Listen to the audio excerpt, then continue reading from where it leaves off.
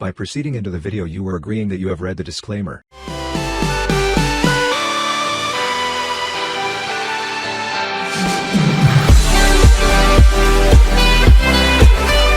Hello and welcome students. आज हम लोग पढ़ने वाले हैं क्लास 8 का चैप्टर नंबर 14 अकबरी लोटा। काफ़ी इंटरेस्टिंग कहानी है ये। तो ये पूरी कहानी शुरू होती है लाला झाऊलाल जी से। झाऊलाल जी काशी के ठेठरी बाजार में एक उनका मकान था और वो वहीं पर रहा करते थे। उनके मकान के नीचे एक दुकान भी थी जिससे वो 100 रुपये का मासिक किराया लिया करते थे, जिसको हम लोग बोलते थे रेंट, जिसे बोलते हैं हम लोग इंग्लिश के अंदर। तो वो इतना किराया लेते थे जिससे उनका अच्छा खासा गुजारा हो जाता था। मतलब वो जो किराया आता था उससे सारी चीज़ें उनकी लाइफ की अच्छे से चल जाती थी। आम तौर पर उनको पैसे की तंगी नहीं होती थी, मतलब पैसे की कमी उन्हें कभी महसूस नहीं होती थी। लेकिन समस्या तब शुरू हुई जब एक दिन अचानक लाला जी की पत्नी ने उनसे बोला, मुझे 250 रुपये की ज़रूरत है, ज़रा लाला जी 250 रुपये दे दो। जब लाला जी ने ये बात सुनी तो लाला जी के पास तो इतने पैसे नहीं थे, तो उन्होंने अपनी पत्नी को थोड़ा सा मुंह सा बनाकर देखा। और मुंह बनाकर जब उन्होंने देखा लाला जी ने अपनी पत्नी की तरफ, तो इस पर पत्नी ने ये बोला, ठीक है, तुम तो पैसे दे नहीं पाए, मैं अपने भाई से जाकर पैसे मांग लेती हूँ। तो वो ऐसा बोल देती है लाला जी को कि मैं 250 रुपये जाकर अपने भाई से मांगूंगी। जिस पर लाला जी को गुस्सा आया कि तुम मेरे रहते हुए अपने भाई से पैसे क्यों मांगने लगी? मैं लेकर आऊंगा पैसे, आखिर इज्जत का सवाल भी तो है। इसलिए उन्होंने पत्नी को एक सप्ताह के अंदर, मतलब कि 1 वीक के अंदर बोला कि मैं तुम्हें 250 रुपये ला कर दूंगा कहीं से भी। लाला जी ने वादा तो कर दिया, लेकिन इस घटना को 4 दिन बीत गए और लाला जी से पैसों का प्रबंध ना हो सका। 5वें दिन लाला जी ने अपनी इस परेशानी का जिक्र अपने मित्र पंडित बिलवासी मिश्रा जी से किया। बोला, अरे यार क्या करूं, मुझे 250 रुपये का इंतजाम करना है, नहीं तो मेरी पत्नी अपने भाई से वो पैसे मांगेगी और मेरी कितनी बेइज्जती है। मैंने तो अपनी पत्नी को ये भी बोल दिया है कि 1 हफ्ते के अंदर उसे पूरे पैसे दे दूंगा, क्या करूं? तो जो पंडित बिलवासी मिश्रा जी थे उन्होंने लाला जी को बोला, आश्वस्त किया उन्हें, मतलब कॉन्फिडेंस दिया कि आप चिंता मत करो, वो किसी ना किसी प्रकार इन रुपए का इंतजाम कर देंगे और उनकी जो समस्या है, उनकी जो प्रॉब्लम है वो अवश्य हल कर देंगे। मतलब जो प्रॉब्लम का सॉल्यूशन है वो उन्हें पक्का मिल जाएगा।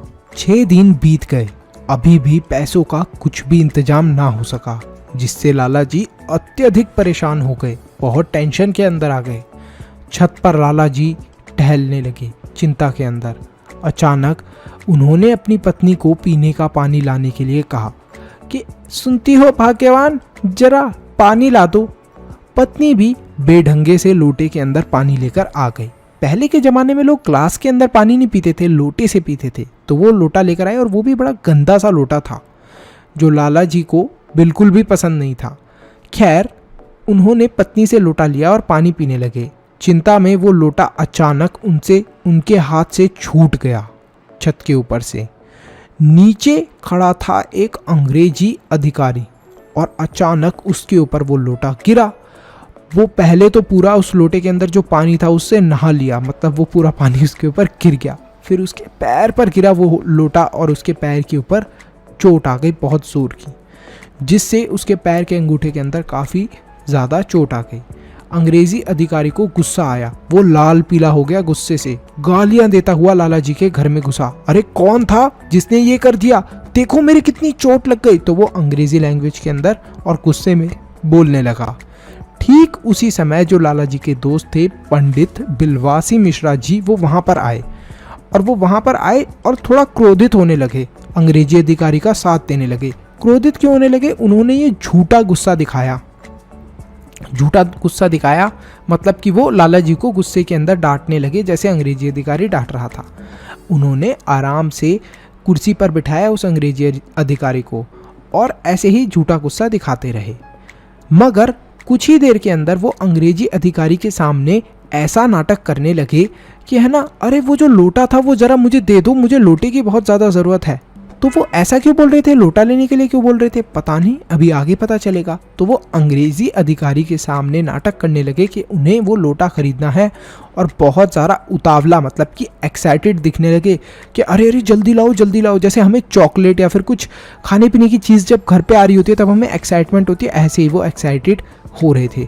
अंग्रेज़ी अधिकारी के सामने वो जब ये सारी चीज़ कर रहे थे तो अंग्रेज़ी अधिकारी को भी क्या हुई, क्यूरियोसिटी हुई, उसको भी जानने की उत्सुकता हुई कि आखिर ये इतना ज़्यादा लोटे के लिए इतना ज़्यादा क्यों अपना उत्साह दिखा रहे हैं, इतने एक्साइटेड क्यों हो रहे हैं लोटे के लिए।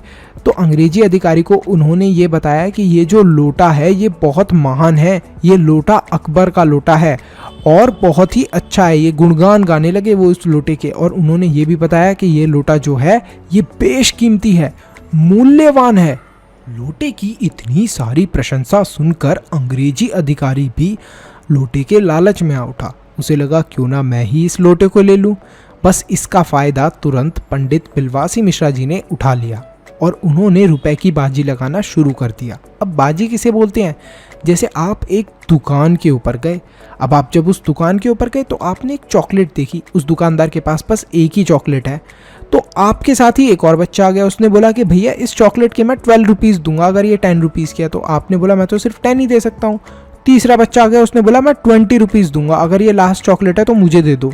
तो दुकानदार किसको देगा वो चॉकलेट, ऑब्वियसली उसको देगा जो ज़्यादा पैसे देगा। तो यहाँ पर भी यही हुआ, दोनों बाजी लगाने लगे।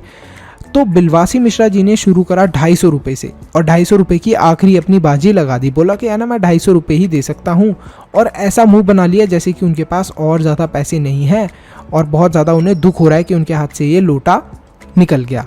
लेकिन जो अंग्रेजी अधिकारी था उसने बोला मैं 500 रुपये की बाजी लगा रहा हूँ, मैं लूँगा ये लोटा, तो 500 रुपये दे रहा हूँ। तो उसने 500 रुपये की अपनी बाजी लगा दी।